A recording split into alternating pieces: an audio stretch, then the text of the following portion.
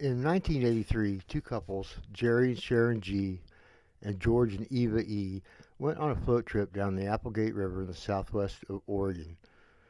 It was a one-day trip which during the month of May can be an exciting and brisk ride since the snow is still melting off the mountains. The snow melt, and then if they catch a couple of spring rains, can really leave the rivers and streams swollen and faster than normal.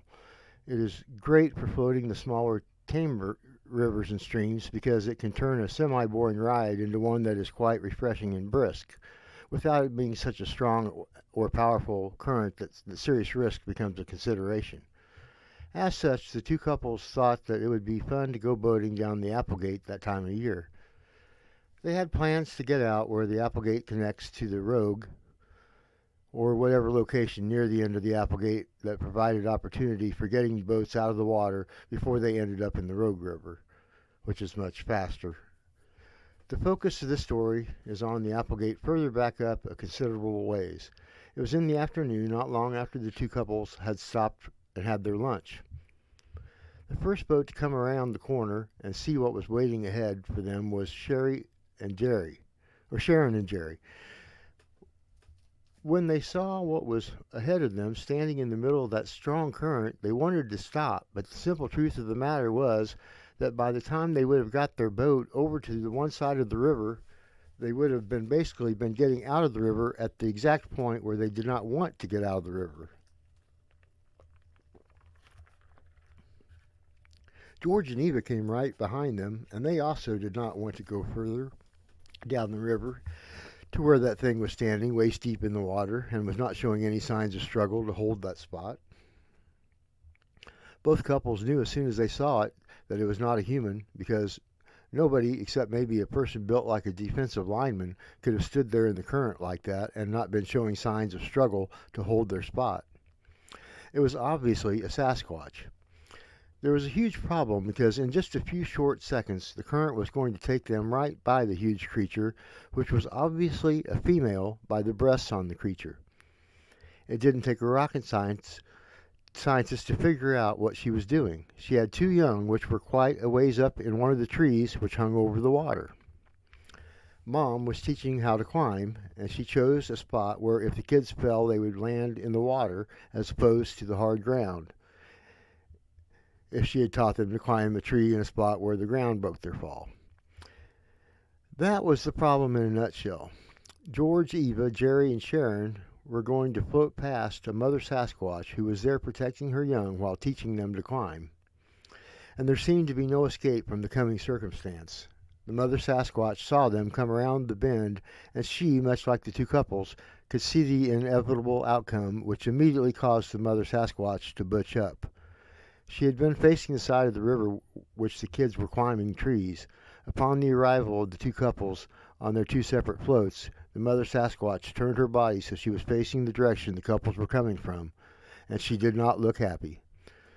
The men were backpedaling like mad, but it was quite obvious that they could not, at best, get the boats over to the side of the riverbank just in time to be getting out of their boats right in front of the Sasquatch, which was about the last thing they wanted to have happen.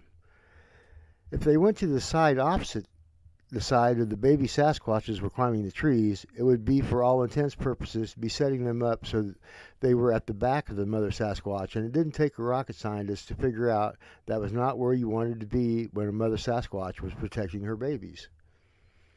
Of course, they didn't want to have the boats taken ashore on the side the babies were climbing. That would have been suicide, which left really just one course of action. They were going to have to float past the big beast. They were going to have to float right past her, and it was going to happen in about 10 seconds.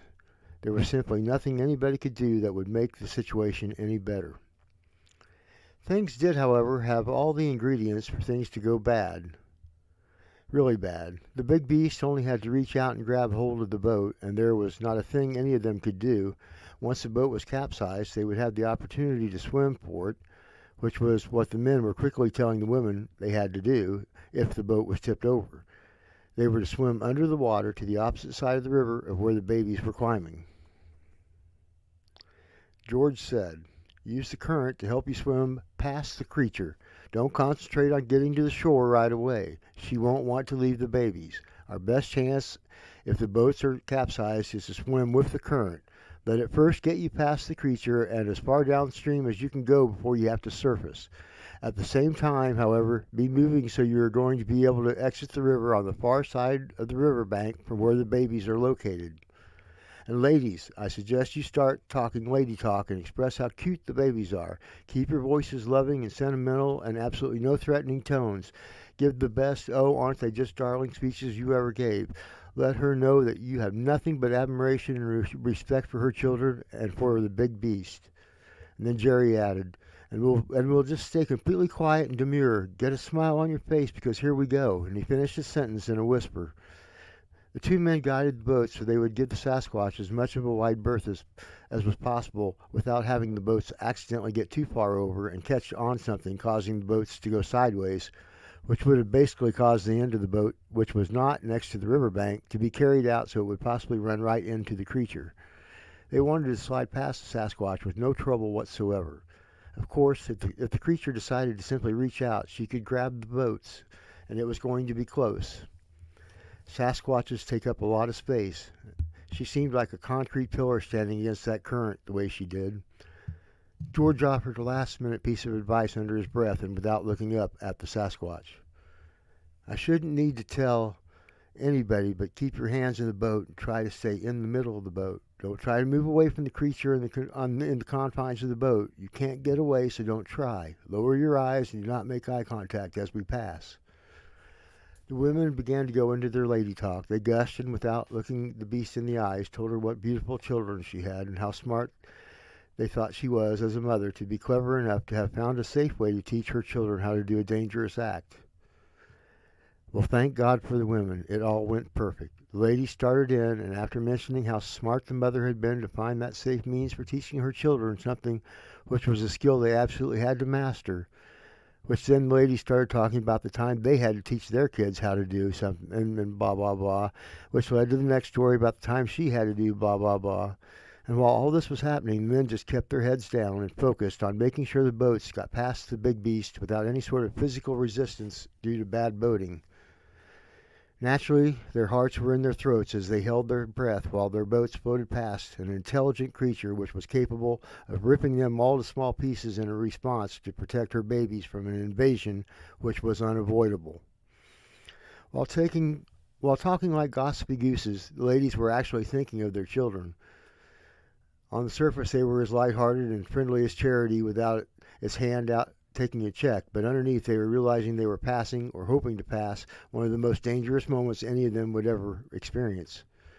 The humans took a quick second to take in the beauty of the landscape and the briskness of the spring day, the busy bustle of the water as it rushed toward whatever was so important, the cleanliness of the air they were inhaling. If one was to stop and analyze the moment, they would be amazed, if not overwhelmed, at how many different things were going on in their minds and the many levels they were launched from, all which happened in a matter of about 3 seconds. Added to all the aforementioned was the immediate concern about getting past the beast without incident. If, for instance, one of the babies was to fall, it was anybody's guess as to what might happen. Would the mother think it was caused on purpose by the humans who were passing at just that moment? What would the mother do in that scenario? Humans would most likely save the baby and worry about, things invading their space secondly. Sasquatch didn't come with a manual. Who can guess what they might do? It might not even be the same action from the same individual every time. Who can guess? It is entirely possible that the kids are completely safe under the circumstances, and the mother would then be free to either launch an attack or she could choose to just gather her children and go. It is, as mentioned, anybody's guess. Call them wild animals or call them the equivalent to human beings in terms of being capable to think logically. It is fair to still assume they are unpredictable and capable of anything. Perhaps they were expecting a growl or a hiss, similar to what you might expect from a cat when its space has been invaded. Dogs will show their teeth and growl. Skunks will do the cutest thing. You won't get a hiss or a growl or showing of teeth. Instead, they do a little dance right before they shoot their spray. Even human beings will often holler or make threats, idle or otherwise. However, the big beast, which George estimated to be 7.5 feet, maybe 8 feet, it was hard to tell since her body was below the water surface, she said nothing. It did nothing but to keep its eyes on them the entire time they were passing. And then the unthinkable happened.